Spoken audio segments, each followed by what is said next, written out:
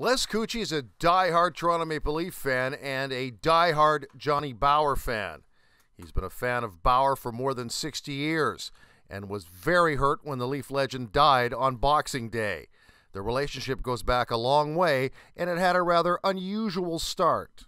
When I was working for the Union of Ontario Indians, actually, I called John up and asked him if he would be our headliner for a golf tournament.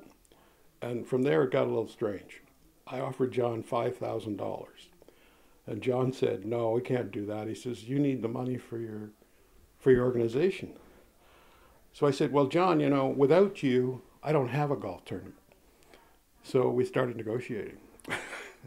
And at $3,500, I said, I'm not going to go a dime lower. You have to work for $3,500, nothing lower than that. And he agreed. And after that, we became good friends. And you stayed in touch with them during this 20-year period on a pretty regular basis. Yes, we did. Yeah, John and I have been working together on other things, and he's certainly added to my collection of Johnny Bower memorabilia over the years. But yes, we have stayed in touch. Just not too long ago, we went down to bring John some North Bay pickerel. The tributes have been pouring in for Bower for over a week now. His funeral is on Thursday, but his love is generational.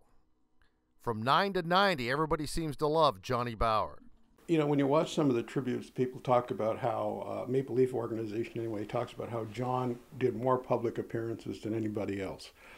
And even up till last year, I can recall John telling me he's in Vancouver this week, New Brunswick the week after, and it was just crazy. And I'm going, you're 92 years old, and you're going to slow down? He says, well, you know, he says, the people want to see me, and so I'm more than happy to go. And as long as he could go, he went. You are going to the funeral. You've been invited to the funeral. It's more of a private affair than a big public affair, although there will be many, many greats there. What are your thoughts about going to Toronto tomorrow to bid farewell to a guy that you knew so well and a guy who was so beloved? Well, and it has been tough ever since I found out on Boxing Day that John was gone. And I was very honored that John Bower Jr. called and asked me if it wasn't too difficult to travel to Toronto to come to the private ceremony.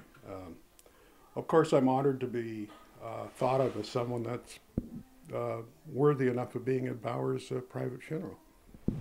And a final thought, for those who didn't know John Bower, if somebody said to you, who was Johnny Bower, can you sum it up in 30 seconds, or is that too hard?